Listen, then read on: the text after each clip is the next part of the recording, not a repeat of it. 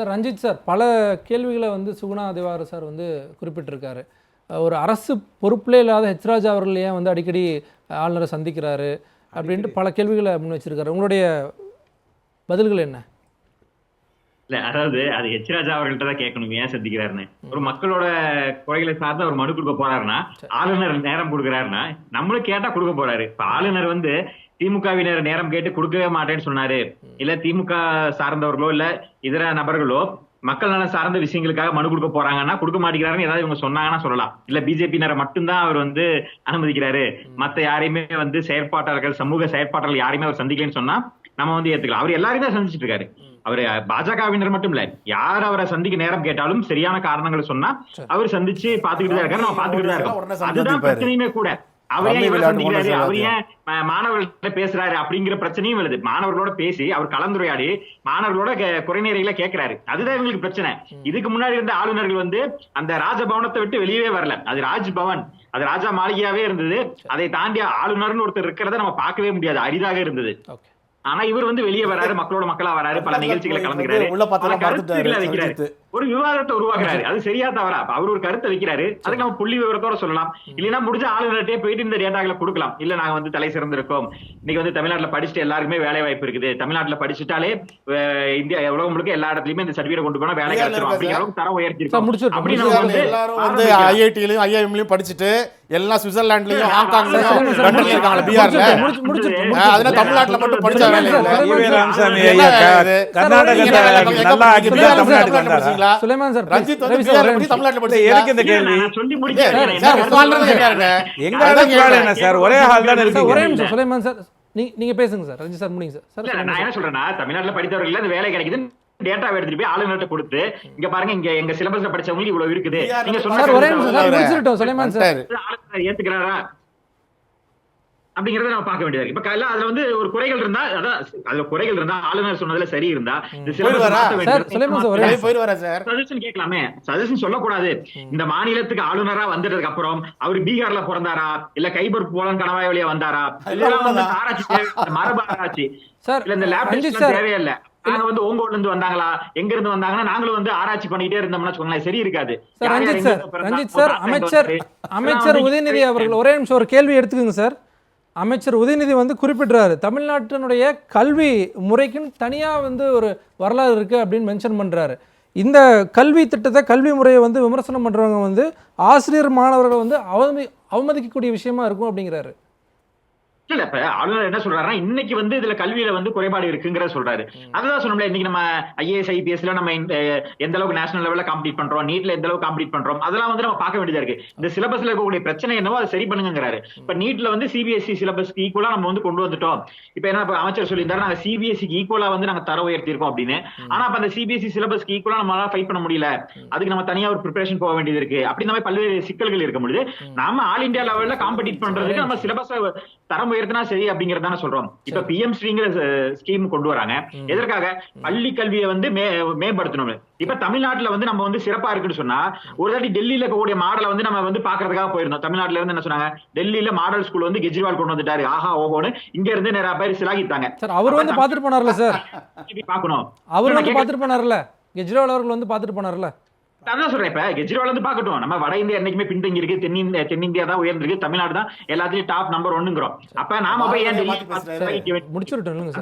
பார்த்து நாம ஏன் வந்து இது பண்ண வேண்டியது? நாங்க எல்லாத்துலயுமே தன்னிறைவு அடைஞ்சிட்டோம் அப்படின்னா நம்ம பேசியிருக்க தேவையில்லையா? அப்ப இன்னுமே நம்ம கிட்ட குறைபாடுகள் இருக்கு. இன்னுமே தமிழகத்துல சரியான உள்கட்டமைப்பு இல்லாத எத்தனையோ பள்ளிகள் இருக்கு. அதான் திமுகவினரே ஏத்துக்கோங்கன்னு நினைக்கிறேன். சரியான ஆசிரியர்கள் இல்ல, சரியான கட்டமைப்பு இல்ல, சரியான வசதிகள் இல்ல. இப்ப கொண்டு வந்தாங்க இப்ப சில ஸ்கீம். இப்ப இந்த காலை உணவு திட்டம், இது நல்ல ஸ்கீம் தான். வந்து அந்த மாணவர்கள் வந்து காலையிலேயே நல்லா சாப்பிட்டு தெம்பா வந்து படிக்கட்டும், அது சந்தோஷமான விஷயம். அது சிறப்பா செயல்படுதா அப்படிங்கிற விஷயங்கள் தான் பார்க்க வேண்டியது இருக்கு. இன்னைக்கு நேரடியாக கண்காணிக்கிறேன் அப்படிங்கிறாருல சார் சிஎம் பேசும்போது, அந்த திட்டத்தை வந்து நேரடியாக கண்காணிக்கிறேன், எந்த அளவுக்கு வந்து மாணவர்கள் பயனடைகிறாங்க அப்படின்னு அவர் சொல்றாருல. இல்ல அதான் சொல்றேன், மதிய உணவு திட்டத்திலே பிரச்சனைகள் இருக்குங்கிறோம். அதுலயே அழுகின முட்டை கொடுத்தாங்க, அந்த முட்டையில ஊழல்னு பல பிரச்சனைகள் போயிட்டு இருக்கு. அதையவே நம்ம இன்னும் சரி பண்ணல. அதற்குள்ள நம்ம புதுசா ஒரு ஸ்கீமை கொண்டு வரோம், அதையும் எப்படி சரி பண்ண போறோம், அதனால என்ன பயன், மாணவர்களோட தேவைகள் என்ன, கல்வி தரத்தை எந்த அளவுக்கு உயர்த்த போறோம். இப்ப பிஎம் ஸ்கூல் வருதுன்னா மும்மொழி கொள்கை வருதுன்னு வச்சுக்கோங்களேன். அந்த மாணவன் அந்த மொழியை கத்துக்கிட்டு அதை பயன்படுத்துறது அவனோட விருப்பம். அதற்கான வாய்ப்புகளை தட்டி சொல்றீங்க. முடிச்சிரட்டும். நீங்க யார் சொல்றதுக்குன்னு கேக்குறோம். சுலைமான் சார், நான் உங்ககிட்ட வரேன். ஒரு மாணவனுக்கு உபயோகப்படுத்துவோம், நீங்க யார் சொல்றதுக்கு? உங்களுக்கு எப்படி தெரியும் மாணவ உபயோகப்படுத்துவான்னு? பானிபூரியா விற்க போறோம் நாங்க. சுலைமான் சார் முடிச்சுட்டு வரேன் உங்ககிட்ட ஒரு நிமிஷம். சார் சுலைமான் சார், அந்த ஸ்கீம்ல நம்ம என்ன தெரியுமா சஜஷன் கொடுக்கலாம், மும்மொழி கொள்கை இருந்துட்டு போட்டும், ஆப்ஷனலா வைங்க, மாணவன் முடிவு பண்ணட்டும். அந்த சப்ஜெக்ட தேர்வு எழுதணுமா வேண்டாமாங்கிற முடிவை மாணவன் கையில விடணும். இருக்குதா ஃபர்ஸ்ட்? அந்த ஆப்ஷன்ல என்இபி இருக்கான்னு கேக்குறாரு சார். என்இபி இருக்குதா அது? இல்ல நான் என்ன சொல்றேன், இப்ப மாணவர்கள் முடிவு பண்றது என்இபி இருக்குதா? எதுக்கு மாணவர்கள் முடிவு? அவர்தான் சார் சொன்னாரு, நானா சொன்னேன். அவர் சொல்லும் போது குறுக்க கேட்டா அப்புறம் நான் குறுக்க கேட்கத்தான் செய்வேன். நான் உங்ககிட்ட வரேன், உங்ககிட்ட வரும்போது நீங்க அதுக்கு விளக்கம் கொடுங்க. இருக்கலாம், திமுக ரொம்ப பிடிச்ச உருதா கூட இருக்கலாம், அது எது வேணா இருக்கலாம். சார் ரஞ்சித் சார்,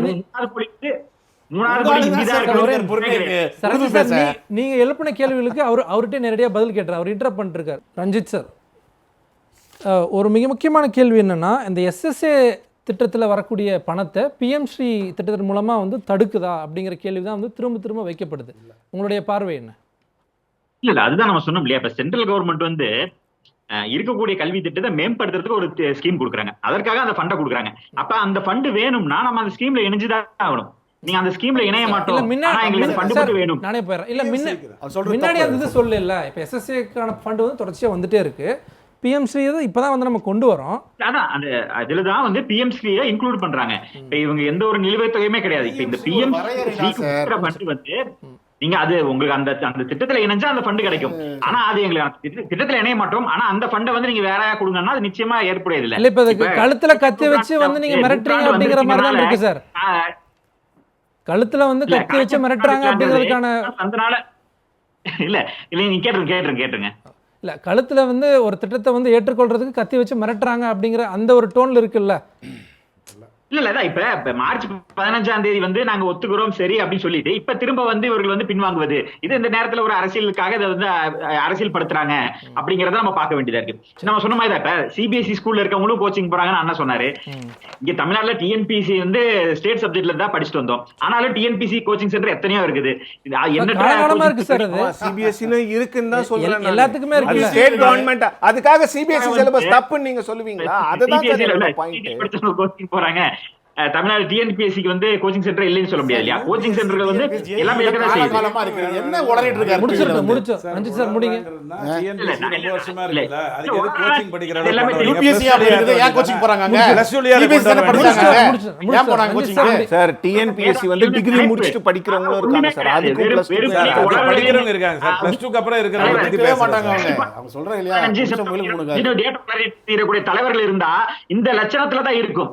கேட்டா நாங்க பிஏ படிச்சோன்னு சொல்லிட்டு ஒரு மேடையில சுதந்திர தினத்துக்கும் குடியரசு தினத்துக்கும் தெரியாத தற்குறிகளை வந்து தலைவரா வச்சுக்கிட்டு யாரு வளர்றான்னு சொல்லி வார்த்தைகள் தேவையில்லாத சார். வார்த்தைகள் சரியா பயன்படுத்தணும். பொதுத்தளத்துல நாடு எப்படி முன்னேறும்? இல்ல வார்த்தைகள் வந்து சரியா பயன்படுத்தணும்ல சார். பேசும்போது நீங்க வந்து ஒரு வேண்டாமா? என்னையா நீங்க வந்து பிரதமர் களவாணின்னு வர நாங்க முதலமைச்சராவே தேர்ந்தெடுத்திருக்கோம். காமன் சென்ஸ் இல்ல. பிரதமர் களவாணின்னு சொன்னவரை நாங்க தேர்ந்தெடுத்திருக்கோம். என்ன சொன்னோம்? ரஞ்சித் சார் முடிச்சிருங்க சார். அத சொல்லிட்டு போங்க. பூனை மேல மதில் மேல இல்ல இதெல்லாம் பேசணும்னா வந்து இதெல்லாம் வந்து பேசிட்டு இருந்தோம்னா சரியா இருக்காது, நாகரிகமா இருக்காது. நான் என்ன சொல்றேன் சுலைமான் சார் ஒரு நிமிஷம் முடிச்சிருங்க சார். ரஞ்சித் சார் சம்பந்தம் இருக்கா கொஞ்சமாவது? சிபிஎஸ்சி கோச்சிங் சென்டர் வச்சுக்கிறீங்க, டிஎன்பிஎஸ்சிக்கு கோச்சிங் சென்டர் இருக்கலன்னு கேக்குறோம். உடனே நீங்க ஏன் வந்து தடுமாறுறீங்க? இல்ல அது வந்து காலகாலமா இருக்குல்ல சார். டிஎன்பிஎஸ்சிக்கும் கோச்சிங் போறாங்க. ஸ்கூல் முடிச்சிட்டு ஒரு கோச்சிங் சென்டர் போகணுமா அப்படிங்கறத கேள்வியா முன் வைக்கிறாங்க. இல்ல நான் என்ன கேக்குறேன், நீட்டுக்கு கோச்சிங் சென்டர் வச்சு கோச்சிங் சென்டருக்காக வந்து ஒரு மாஃபியா கொண்டாங்க. எதுக்கு போய் வந்து ஒரு திருப்பி வாதம் பண்ணணும்? இது வந்து முற்றிலும் வந்து ஒரு தவறான வாதம். நாங்க என்ன கேக்குறோம், 3 மொழி கொள்கை வந்தா அந்த மாணவன் படிச்சுக்கிட்டு வேணும்னா பயன்படுத்துறேன், வேண்டாம்னா விட போறான். இதுல என்ன வந்து உங்களுக்கு பிரச்சனை வருது? நீங்க ஏன் வைத்து அரசியல் பண்றீங்க? நீங்க சிபிஎஸ்இ ஸ்கூல்ல வந்து நீங்க நடத்தக்கூடிய சிபிஎஸ்இ ஸ்கூல்ல ஹிந்தி இருக்கும் பொழுது ஏன் வந்து ஒரு ஏழை மாணவன் படிக்க கூடாது? அப்ப இது வந்து ஒரு அரசியல் தானே. அப்படிங்கன்னு சொல்றாங்க.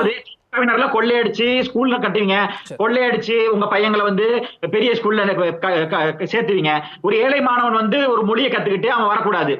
இது என்ன ஒரு இது? நான் என்ன கேட்கிறேன், இப்ப பீகாரோட ஏதாவது கம்பேர் பண்ணி பேசுறோம். பீகார்ல அதிகமான IAS IPS ஆபீசர்கள் வராங்களா இல்லையா? தமிழ்நாட்டுல டிக்ளைன் ஆயிருக்கா இல்லையா? கடந்த காலங்கள் அதிகமா இருந்துச்சு.